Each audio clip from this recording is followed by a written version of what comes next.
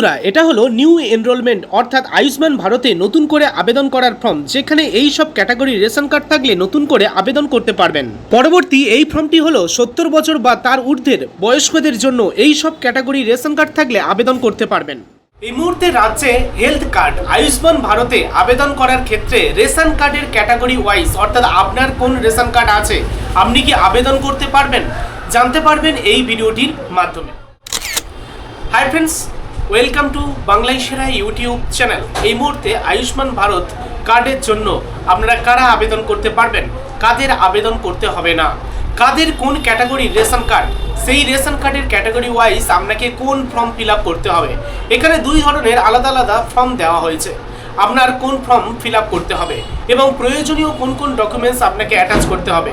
আপনার যদি পূর্বে থেকে স্বাস্থ্য সাথী কার্ড থাকে, সেক্ষেত্রে আবারও কি নতুন করে আপনাকে আবেদন করতে হবে, নাকি স্বাস্থ্যসাথী কার্ড থাকলে সেটা অটোমেটিক নাম পরিবর্তন করে আপনার জন্য আয়ুষ্মান ভারতে নামটা এন্ট্রি হয়ে যাবে।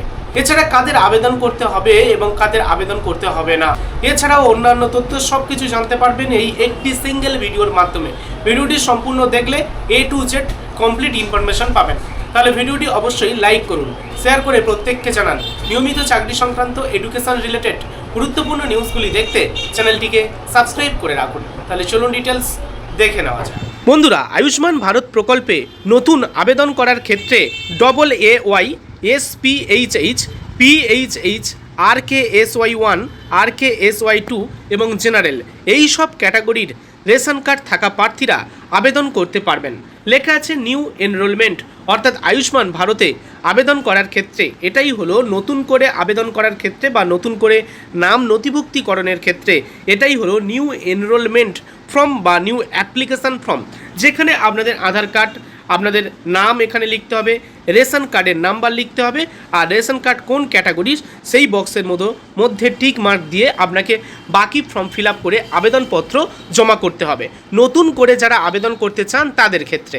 ওকে, এবারে দেখুন 70 বছরের বয়স কিংবা তার ঊর্ধ্ব বয়স যাদের আছে তাদের ক্ষেত্রে কিন্তু এই ফর্ম ফিল আপ করতে হবে। নিউ এনরোলমেন্ট ফর্ম মানে আগের ফর্মটি আপনাকে ফিল আপ করতে হবে না, যেখানে লেখা থাকবে ফর বেনিফিশিয়ারি এজ 70 ইয়ার্স এরকম লেখা থাকবে, সেই ফর্মটি 70 বছর বয়স্ক মানুষ বা তার ঊর্ধ্বে থাকা বয়স্ক মানুষদের জন্য। সেখানে দেখবেন সুযোগ থাকবে AAY, SPHH, PHH, RKSY1, RKSY2 এবং জেনারেল ক্যাটাগরির প্রার্থীদের আবেদন করার সুযোগ থাকবে। আচ্ছা, পরবর্তী আপনাদেরকে বলে রাখি, আয়ুষ্মান ভারত প্রকল্পে আবেদন করার ক্ষেত্রে অ্যাপ্লিকেশন ফর্ম আপনারা কোথায় পাবেন। অ্যাপ্লিকেশন ফর্ম পেয়ে যাবেন 15, 16 এবং 17 তারিখ জনকল্যাণ শিবির থেকে। আপনাদের এলাকায় যে জনকল্যাণ শিবির 15, 16, 17 তারিখ অনুষ্ঠিত হবে, সেই শিবির থেকে আয়ুষ্মান ভারত প্রকল্পে আবেদন করার জন্য অ্যাপ্লিকেশন ফর্ম বা এনরোলমেন্ট ফর্ম আপনারা সংগ্রহ করতে পারবেন। ক্লিয়ার?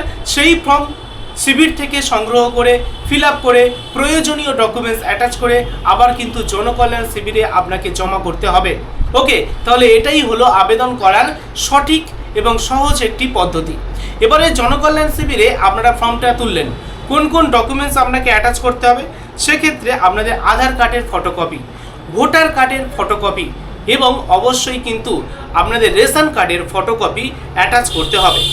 ওকে, এবং স্বাস্থ্যসাথী কার্ড যদি আপনাদের থাকে, মানে পূর্বে থেকে যদি আপনাদের স্বাস্থ্যসাথী কার্ডের নাম লেখানো থাকে বা স্বাস্থ্যসাথী কার্ড যদি আগের স্বাস্থ্যসাথী কার্ড যদি থাকে, সেই কার্ডের ফটোকপি আপনাকে কিন্তু অ্যাটাচ করতে হবে অ্যাপ্লিকেশন ফর্মের সাথে। চলুন এবার দেখে নেওয়া যাক যে এই প্রকল্পে আবেদন করার ক্ষেত্রে কি সকলের আবেদন করতে হবে। মানে পূর্বে থেকে যদি আপনার স্বাস্থ্যসাথী কার্ড থেকে থাকে, তাহলে এই মুহূর্তে মুখ্যমন্ত্রী কি জানাচ্ছেন, যাদের স্বাস্থ্যসাথী কার্ড আছে অলরেডি তাদের কি আবার নতুন করে আবেদন করতে হবে, এই বিষয়ে সরাসরি মুখ্যমন্ত্রীর ঘোষণা আমরা শুনে নেব।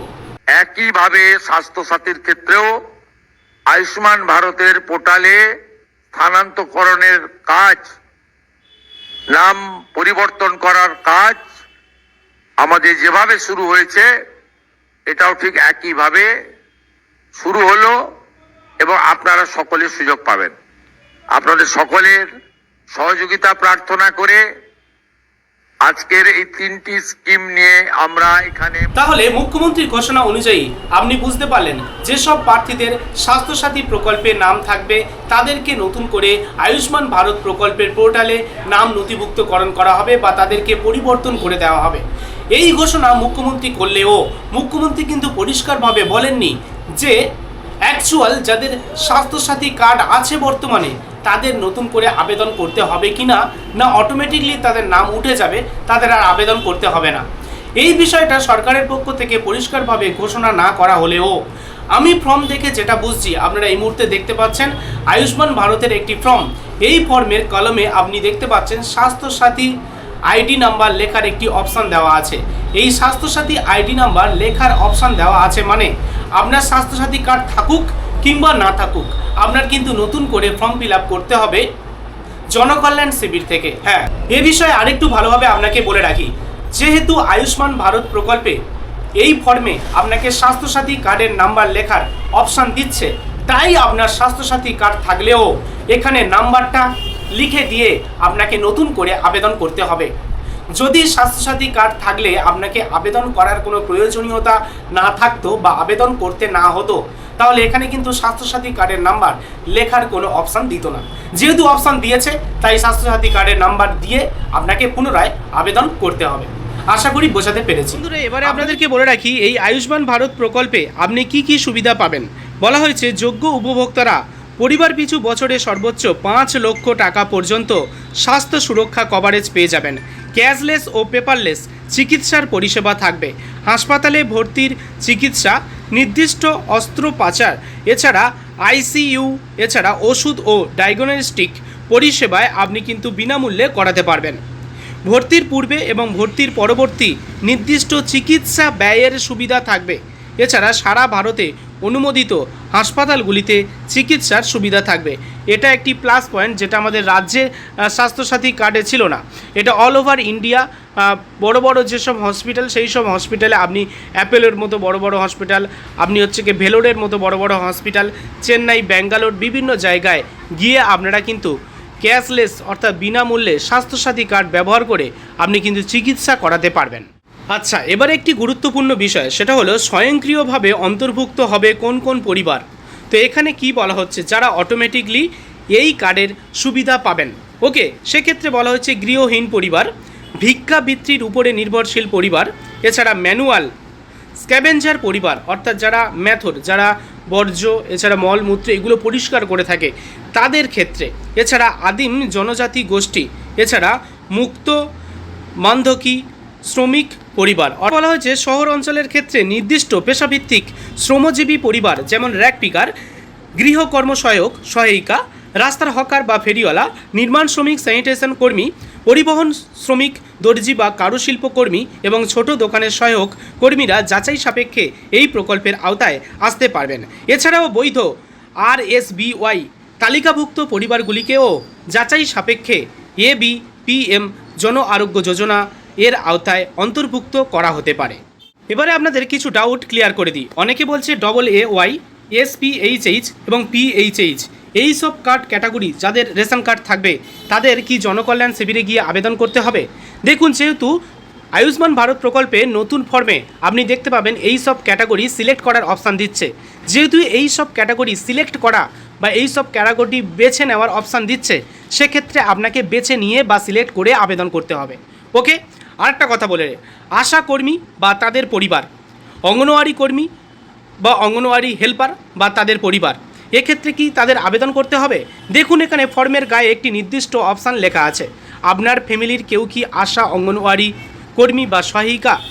যদি হয়ে থাকে তাহলে ইয়েস করতে হবে, না হলে নো করতে হবে। তাহলে ইয়েস কিংবা নো করার জন্য আপনাকে কিন্তু এই নির্দিষ্ট বক্সে টিক মার্ক দিতে হবে। সেক্ষেত্রে আপনাকে কিন্তু ফর্ম ফিল আপ করতে হচ্ছে অবশ্যই, নাহলে টিক মার্ক দেবেন কীভাবে? বুঝতে পারলেন?